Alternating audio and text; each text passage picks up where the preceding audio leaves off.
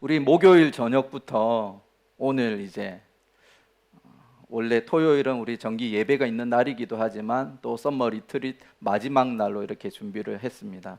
그리고 그래서 더네임 찬양팀도 좀 더 힘을 줘가지고 이렇게 준비를 해서 이 시간에 이르렀습니다. 우리 길이신 예수 그리스도, 진리이신 예수 그리스도, 그리고 오늘 생명이신 예수 그리스도에 대해서 우리 함께 나누는 시간 되기를 소원합니다. 우리 생명에 대해서 이야기를 할 텐데, 생명에 대해서 이야기를 좀 이렇게 하기 위해서는 그 반대의 이야기를 하는 게, 거기서부터 출발을 하는 게 좋을 것 같아요. 그러니까 빛이 찬란할 때는 어두움이 가장 이렇게 짙어 있을 그때 작은 빛도 찬란하게 빛나는 것처럼 우리가 그냥 살아있으니까 생명을 가지고 있지라고 생각을 하는데, 죽음을 잠깐 생각을 해보면 우리가 가지고 있는 이 생명이 얼마나 소중한지를 이렇게 보게 되어집니다. 한번 그림 한번 보여주실래요? 사진 한번 보여주시면, 지금 요게 1907년 3월 11일에 뉴욕 타임즈 기사의 일부분이에요. 그래서 영혼에 무게가 있다고 의사는 생각한다라는 주제로 이렇게 기사가 올라온 거예요. 이 이제 기사와 관련된 사람이 누구냐면 의사인데, 덩컨 맥두걸이라고 하는 의사가 이렇게 생각한 거예요.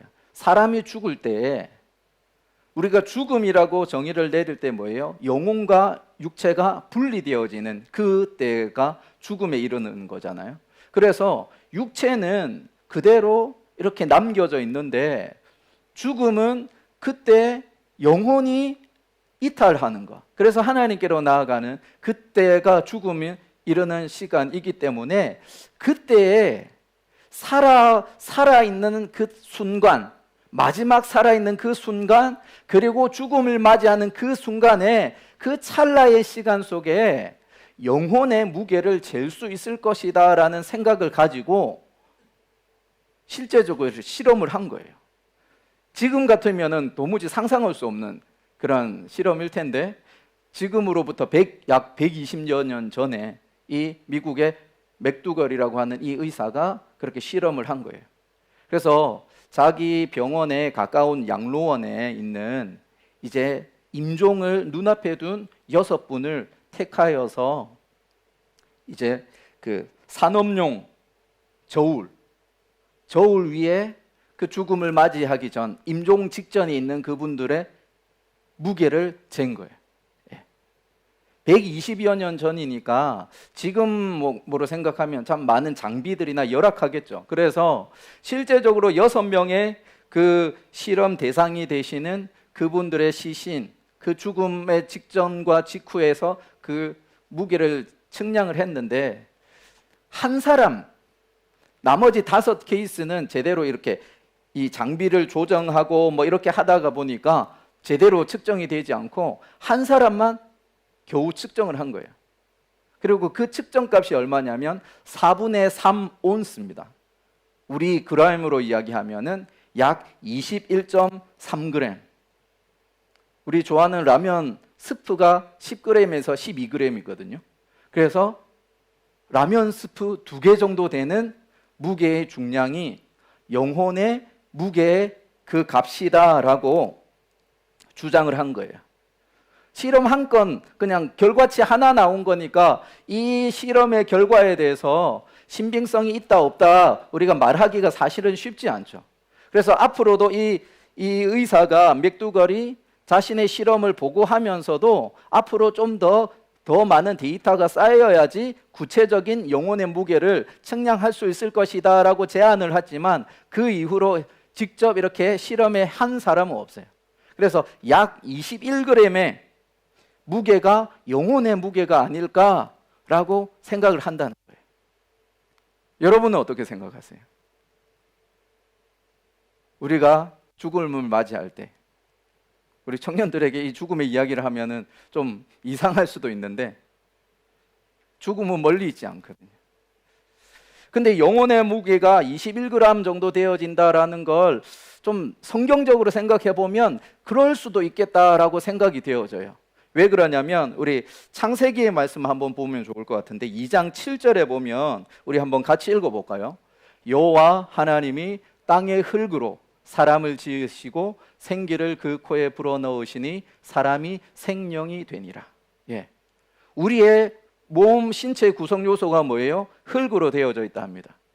근데 그게 그냥 성경에만 기록되어져 있나 보다 생각했는데 과학자들이 연구하다 보니까 우리 인체의 구성 요소가 큰 퍼센테이지를 차지하는 8가지의 그런 요소가 지각을 이루고 있는 그 요소와 똑같다는 거예요. 비율은 조금 차이가 날 뿐 우리의 육신을 구성하는 요소와 땅, 흙, 지각의 구성 요소가 비슷하다는 거예요. 예. 그러면서 우리를 조금 구별되게 하는 것은 뭐냐면 생기인 거예요. 생기. 우리 한자어로 생기라고 이렇게 번역이 되어져 있는데 히브리어 성경에서 보면은 뭐라고 되어 있냐면은 이제 네시마트 하임.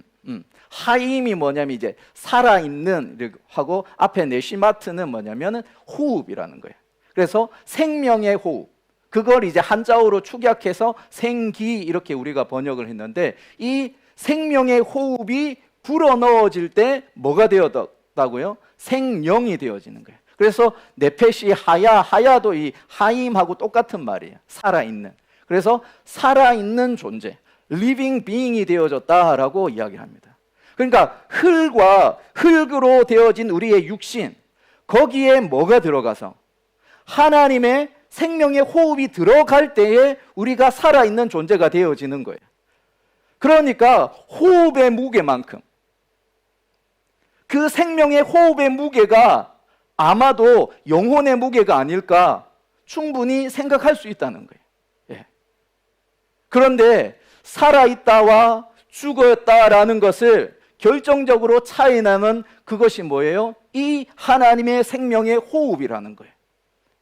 어쩌면 무게가 뭐 스프 2개 정도밖에도 되지 않는 그 정말 미소의 적은 중량의 무게일지라도 우리를 살아있는 존재로 만드느냐 죽은 존재로 만드느냐 결과적으로 차이가 나는 데는 있는 건 뭐냐면 하나님의 호흡, 하나님의 생명의 호흡이라는 거예요.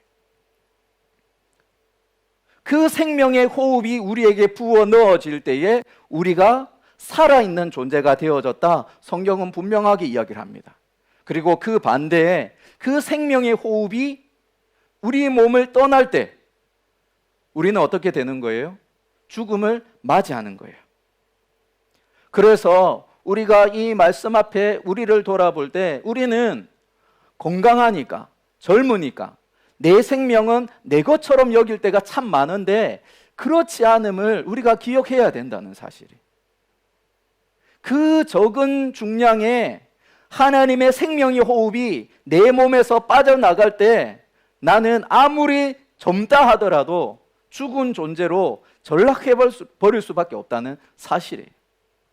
그리고 성경은 분명하게 우리에게 이야기합니다. 우리 창세기 1장 26절 말씀 한번 같이 읽어봅시다. 시작. 하나님이 이르시되 우리의 형상을 따라 우리의 모양대로 우리가 사람을 만들고 그들로 바다의 물고기와 하늘의 새와 가축과 온 땅과 땅에 기는 모든 것을 다스리게 하자 하시고, 예, 우리는 하나님의 형상대로 지음을 받은 피조물이라는 사실을 기억해야 된다는 거예요. 예. 근데 하나님의 형상, 하나님의 모양이라고 하는 이 독특한 표현은 단순히 우리가 하나님의 이미지를 닮았구나 라는 거기에서 끝나는 것이 아니에요. 이 형상이라고 하는 이 의미는 뭐냐면 하나님의 대리자라는 것을 나타내는 거예요. 그래서 예전에 이제 고대 제국에서 보면은 왕이나 황제를 만나는 것은 정말 어려운 일이잖아요. 예. 뭐 지금도 뭐 대통령 만나는 거 뭐 쉽게 가서 만날 수 있는 건 아니니까. 그래서 고대 제국의 황제들은 어떻게 하냐면 그 드넓은 제국을 다스리기 위하여서 지역마다 신상을 세워둡니다. 왕의 신상을 세워둬요. 그래서 왕의 신상을 세워두고 그 신상이 이꼴 뭐예요? 왕인 거예요. 그래서 그 왕의 신상을 함부로 대하지 못하죠. 진짜 왕을 보듯이 대하는 것이 그 당시의 문화인 거예요. 그래서 신상이라고 하는 요 말이 형상이라는 말하고 똑같은 말이에요. 하나님께서 우리를 하나님의 형상대로 지었다라고 이야기를 할 때 그 이미지는 뭐냐면 하나님이 다스리시는 그 온 왕국 속에서 그 지역마다 하나님의 대리자로서 하나님의 영광을 드러내고 하나님의 권세를 드러내는 존재로서 우리를 창조해 두셨다는 거예요. 그래서 온 우주 만물을 다스리라라고 하는 그 명령이 자연스럽게 나오는 거예요. 황제가 온 지역을 다 다니면서 다스리지 못하지만 그 신상이 세워져 있는 그것을 바라보면서 그 제국의 주민들이 나의 황제가, 나의 왕이 어떤 분인가를 보게끔 만들고 그 신상을 통하여서 그 왕의, 황제의 영광과 권위 앞에 엎드리게 했던 것처럼 지금 우리를 통해서 하나님께서는 그렇게 하시고자 만드셨다는 거예요. 그래서 흙으로 우리의 육신을 만든 다음에 하나님의 생명의 기운을 불어넣음으로 살아있는 존재, 하나님을 대리하는 존재로 만드셨다는 거예요. 그렇기 때문에 우리가 이 땅을 살아갈 때에 그저 그냥 살아있으니까, 그냥 내가 주어진 인생 그냥 사는 거다라고 여긴다면 그것은 하나님께서 우리를 창조하신 그 창조의 목적을 다 상실한 채 살아가는 거예요. 그런데 우리 주변의 사람들을 보면 어때요? 자기의 인생, 자기 것으로 생각하고 내 생명, 내가 주관하는 줄 믿고 그렇게 살아갑니다. 그래서 하나님께서 주신 생명인데, 하나님께서 주신 그 고귀한 인생인데, 그 고귀한 인생을 어떻게 보내요? 자신의 욕망을, 자신의 정욕을 실현시키는 그러한 현장으로 만들어버리는 거예요. 우리 누가복음 12장을 보면은 어리석은 부자에 대한 이야기가 나옵니다. 예수님께서 어리석인 부자에 대한 이야기를 비유로 들려주시는데, 이 부자가 밭에 소출이 많아진 거예요. 수확이 많아진 거예요. 그래서 뭐 해요? 곡식 창고를 어마어마하게 짓는 거예요. 그리고 그 어마어마하게 지은 그 곡식 창고 안에 곡식을 가득 채운 다음에 하는 말이 뭐냐면, 우리 말씀 보여주실래요? 다 쌓아두었으니까 뭐 하자고요? 평안히 쉬고 먹고 마시고 즐거워하자. 평안히 쉬고 먹고 마시고 즐거워하자. 근데 이 말이, 이 생각이 단순히 어리석은 이 부자에게만 국한이 되어질까? 아닌 것 같아요. 우리도 그러지 않습니까? 나한테 어마어마한 재산이 있으면 나 세계 여행 다니고 먹고 싶은 거 먹으러 다니고 내 하고 싶은 거 다 할 거야, 그런 생각하지 않습니까? 저는 그런 생각했었어요. 네. 근데 그렇게 안 주시더라고요. 그런데 그 다음 구절 한번 보여주실래요? 그런 생각을 하고 있을 때 하나님 뭐라고 말씀하십니까? 우리 노란색 부분 한번 읽어보겠습니다. 어리석은 자여, 오늘 밤에 내 영혼을 도로 찾으리니 그러면 내 준비한 것이 누구의 것이 되겠느냐? 어리석다 이야기하십니다. 왜? 내 생명 내 것인 줄 알았고 이제 먹고 살 만큼 하니까 이제 평안히 쉬고 먹고 즐기자라고 여겼는데, 그 생명을, 그 영혼을 하나님께서 쏙 데리고 가버린다면 내가 그렇게 누리고자 했었던 그 어마어마한 재산은 다 자기 것이 되지 않는다는 거예요. 나의 생명, 나의 것 같이 보여지는데 아니라는 거예요.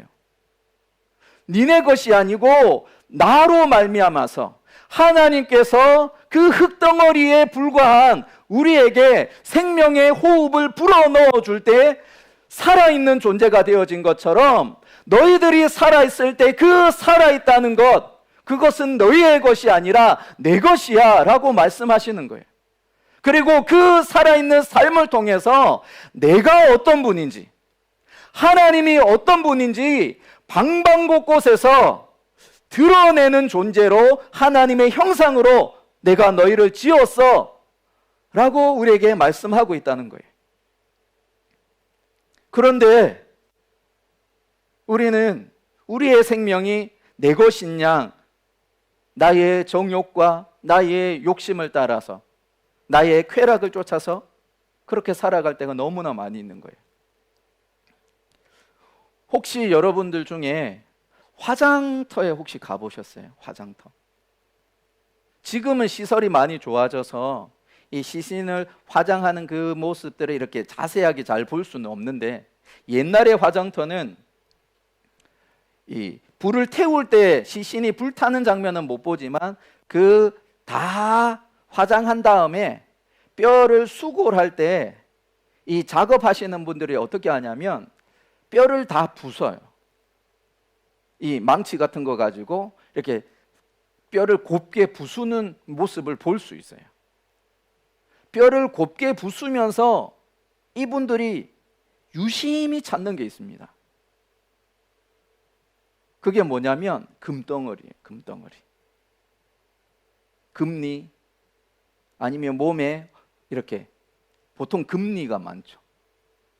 뼈를 이렇게 부수면서 다 타버린, 다 사그러진 그 현장 속에서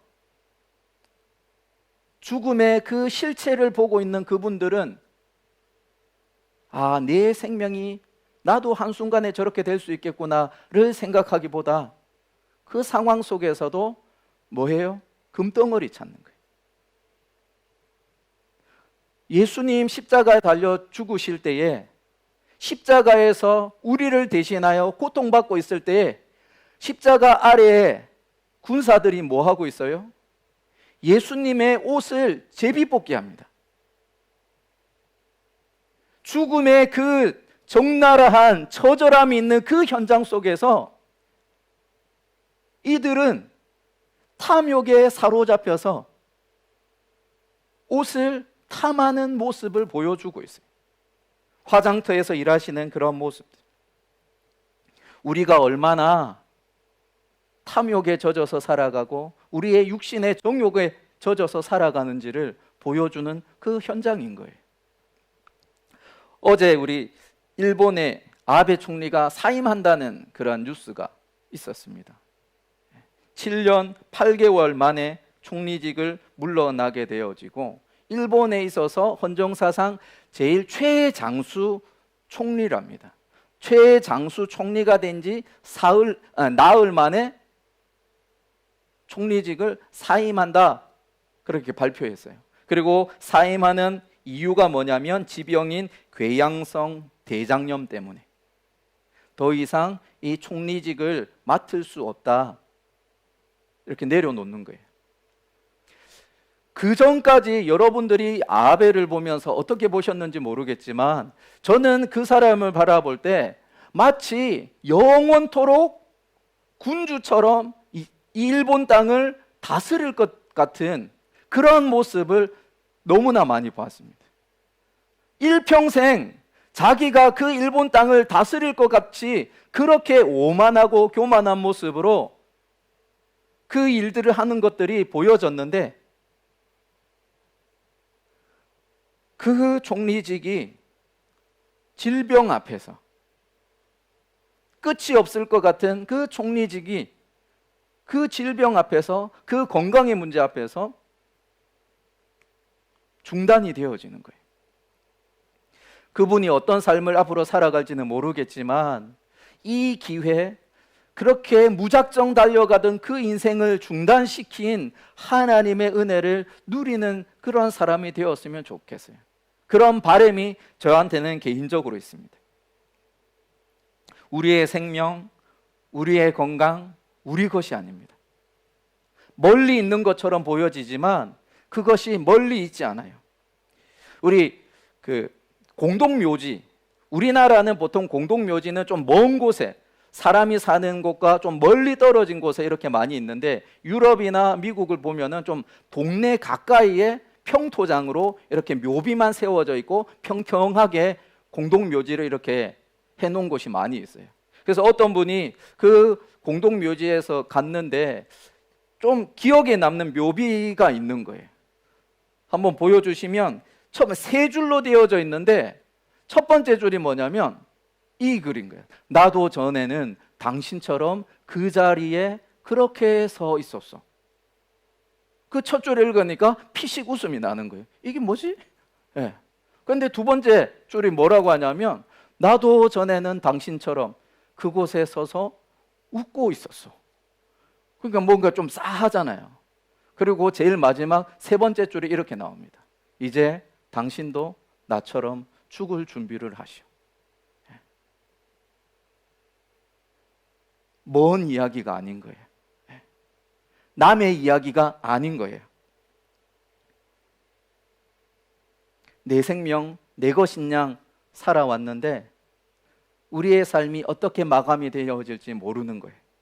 하나님은 우리를 하나님의 대리자로서 하나님의 그 영광스러움을 드러내고 하나님의 그 권위를 드러내면서 온 세계를 다스리는 대리자로서 우리를 만들어 주셨는데, 우리는 그것을 망각한 채 정욕에 사로잡혀서 나의 즐거움을 추구하면서 그렇게 우리의 삶을 허비할 때가 참 많이 있다는 거예요.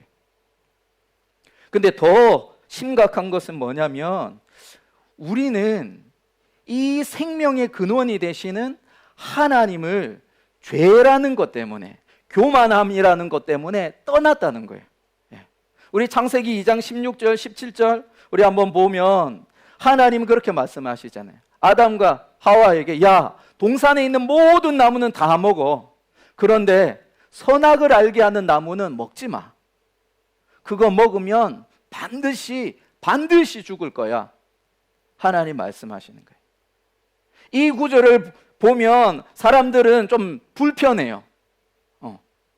왜 하나님 선악을 알게 하는 나무 만들어가지고 우리를 죄로 몰아가시지? 근데 성경을 자세하게 보면 그 에덴 동산에 사람이 살아가기에 가장 좋은 환경을 다 만들어 놓은 거예요. 그리고 무수하게 많은 과실수를 만들어 놓고 너가 마음껏 먹고 즐겨라 하나님 허락해 놓으신 거예요. 그리고 하나만 나를 위해서 남겨두라. 그게 선악을 알게 하는 나무인 거예요.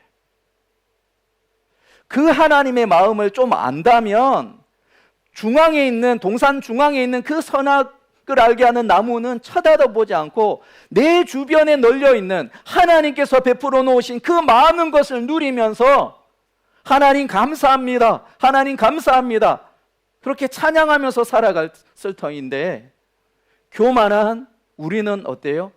선악을 알게 하는 나무의 열매마저 따먹게 되어지는 거예요. 왜요? 사탄이 하와를 유혹할 때 뭐라고 해요? 하나님처럼 될 거야. 하나님처럼 될 거야. 이미 하나님은 우리에게 하나님의 대리자로서 그 영광스러운 위치를 주셨는데도 불구하고 하나님처럼 될 거니까 그거 먹어.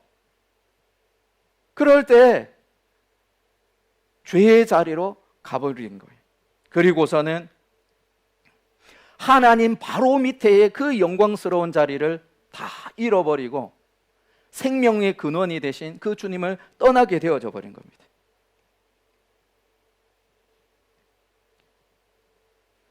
우리가 생명의 호흡으로 살아있는 존재가 되어졌다면, 하나님께서 불어넣으신 생명의 기운으로 우리가 살아있는 존재가 되어졌다면, 생명의 근원인 하나님과 함께 할 때에 우리의 삶은 가장 의미 있는 거예요.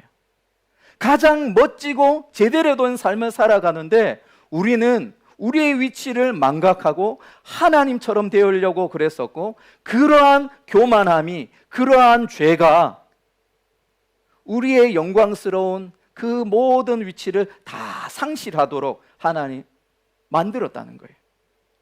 우리 어제 살펴본 것처럼 어거스틴이 고백록 1권 1장에서 했던 말 한번 보십시오.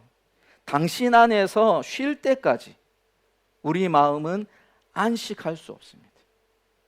생명의 근원이기에 생명의 근원이 되신 그 주님과 함께 할 때에만 우리가 쉼을 누릴 수 있고 안식을 누릴 수가 있고 참된 인생을 살아갈 수 있는데, 우리의 교만함이, 우리의 죄가 우리를 하나님으로부터 멀리 떨어지게 만들었고 생명의 근원에서 떨어진 채로 살아가게끔 만들어버린 거예요. 그래서 겉으로 볼 때는 어때요? 살아있는 것 같아요. 마치 나무 둥치에서 가지를 딱 꺾었을 때에 나무 가지 막 꺾인 가지에 붙어있는 잎사귀들은 어때요? 잠깐은 푸르른 빛을 띠고 있어요. 그런데 시간이 흐르면 흐를수록 어떻습니까? 그 푸르른 빛이 퇴색하고 누르게, 그리고 결국에는 말라 비틀어져 버리잖아요. 우리의 삶이 하나님을 떠난 인생도 살아있는 것처럼 보여져요. 살아있는 것처럼 보여지는데 결국에는 생명의 근원을 떠나버리니까 죽음의 자리로 갈 수밖에 없는 비참한 인생이 되어져 버렸다는 사실입니다. 그래서 우리의 실체를 로마서 1장을 보면 이렇게 묘사를 하는데, 우리 20절에서 23절의 이 말씀을 보면 온 천지 만물 속에 하나님의 영광이 나타나 있고, 그럼에도 불구하고 우리는 뭐 하는 거예요? 그거를 외면하는 거예요. 하나님을 알지만 하나님을 영화롭게 하지도 않고 감사하지도 않고 오히려 우리의 생각이 허망하여지고 어두워지고 어리석어져서 영원토록 변함없으신 그 하나님을 섬기기보다는 썩어져가는 사람들, 미물들에게 하나님께 드려야 될 영광을 드리는 그러한 안타까운 존재로 전락해버렸다는 거예요. 우리 25절의 말씀도 한번 보십시오. 우리 한번 같이 읽어봅시다. 시작. 사람들은 하나님의 진리를 거짓으로 바꾸고 창조주 대신에 피조물을 숭배하고 섬겼습니다. 하나님은 영원히 찬송을 받으실 분입니다. 하나님은 영원히 찬송을 받으실 분이심에도 불구하고 우리는 그 하나님을 떠나서 썩어져 갈 것들, 피조물을 오히려, 창조주 대신에 피조물을 오히려 섬기는 그러한 불쌍한 존재로 전락해버렸다는 거예요. 그래서 예레미야 2장 13절에 보면은 하나님께서 이렇게 말씀하십니다. 야, 니네들이 두 가지 악을 행하였는데 하나는 내 생명의 근원이 되는 나를 떠난 거야.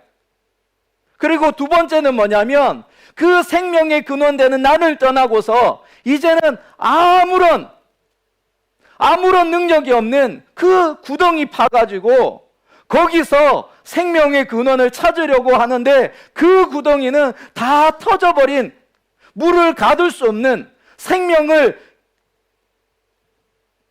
잉태하지 못하는 그 헛된 것에 니네들이 삶을 허비하면서 살아가고 있어 라고 말씀하시는 거예요. 마치 밑 빠진 독에 물을 붓는 것처럼 모을 수 없는, 다 터져버린 그 웅덩이에서 생명의 근원을 찾으려고 그렇게 애쓰는 거예요. 근데 그렇게 애쓰면 애쓸수록 어때요? 더 처절한 절망을 경험하게 되고 더 큰 두려움과 불안 속에 살아가는 존재가 되어져 버리는 거예요. 우리 올 겨울 수련회 할 때 그 파스칼의 팡세를 보면 그런 말을 하지 않습니까? 모든 사람에게는 하나님만이 채울 수 있는 그 공간이 있는데 그 공간에 우리의 다른 것들로 채우다 보니까 그것을 채워도 채워지지 않는 그 처절한 절망감 속에서 살아가게 된 존재가 바로 하나님을 떠난 우리라는 거예요. 생명의 근원이 되셔서 우리에게 생명의 호흡을 불어넣으신 분이 하나님이신데, 우리는 그 하나님은 멀리 해버리고 다른 것에서 생명을 찾으려고 그렇게 부단히 애쓰는 거예요. 애쓰면 애쓸수록 그 인생은 더욱더 절망의 나락으로 떨어져 가버리는 거예요. 그러한 상황 속에 오신 분이 누구세요? 예수 그리스도신 거예요. 우리 요한복음 10장 10절의 말씀, 우리 노란색의 글씨로 된 것만 한번 같이 읽어보겠습니다. 시작. 네.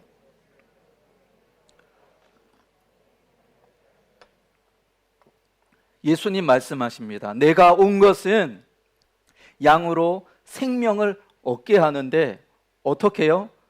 더 풍성하게 누리는 생명을 주겠다 말씀하십니다.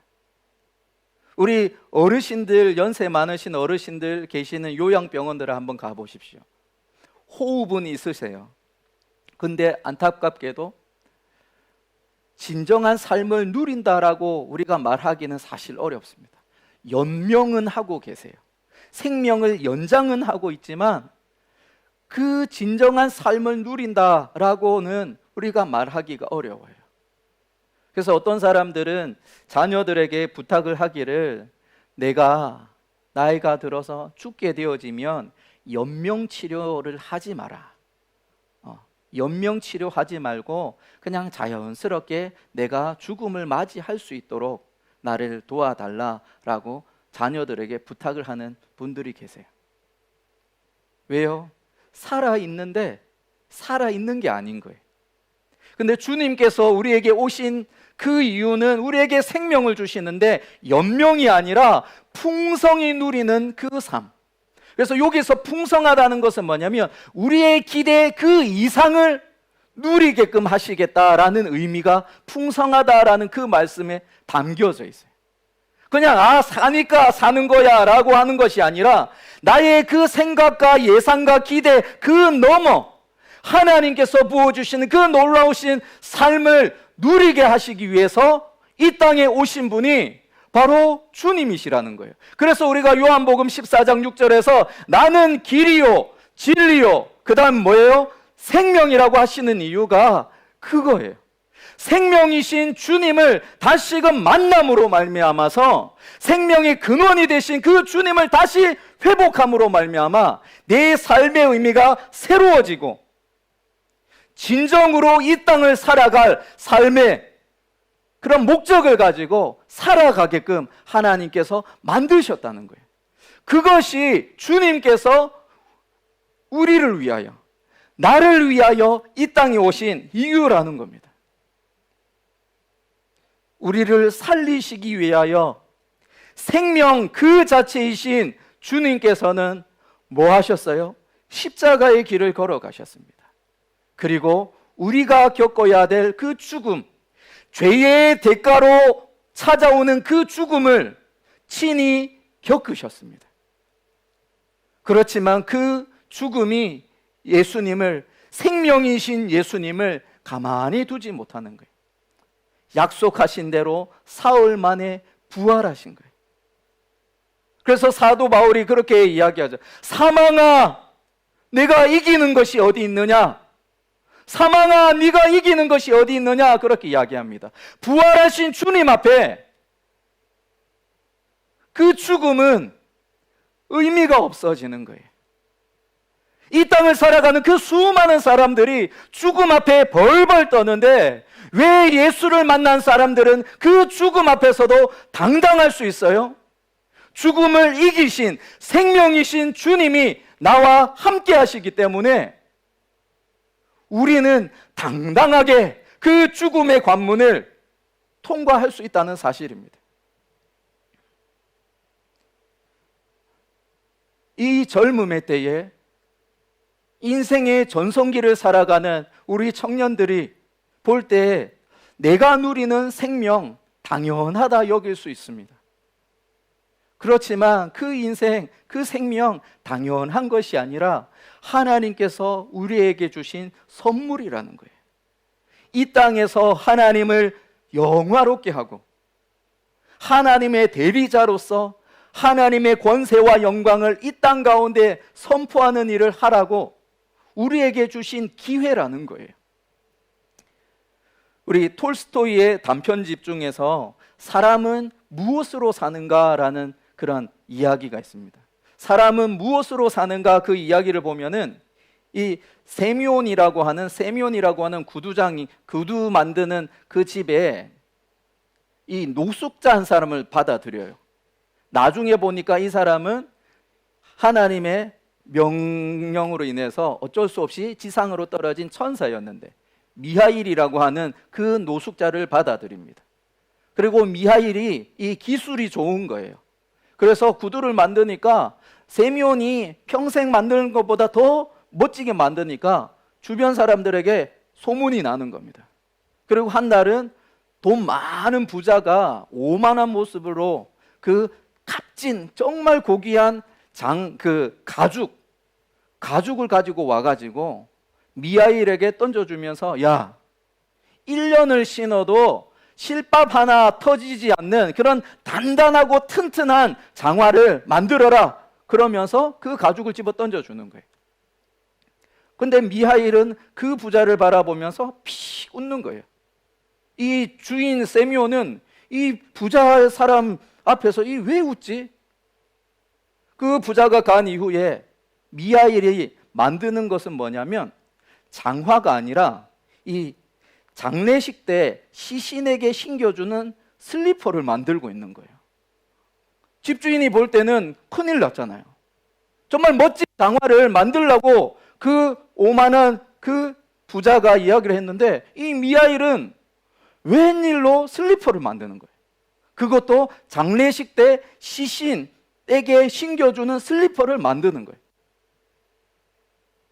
큰일 난 거죠. 근데 갑자기 문을 두드리고 들어오는데 그 부자의 시종이 다급하게 달려와가지고 하는 말이 뭐냐면, 그거 장화 만드는 거 그만하라고. 장화 만드는 거 그만하고 슬리퍼를 만들어라.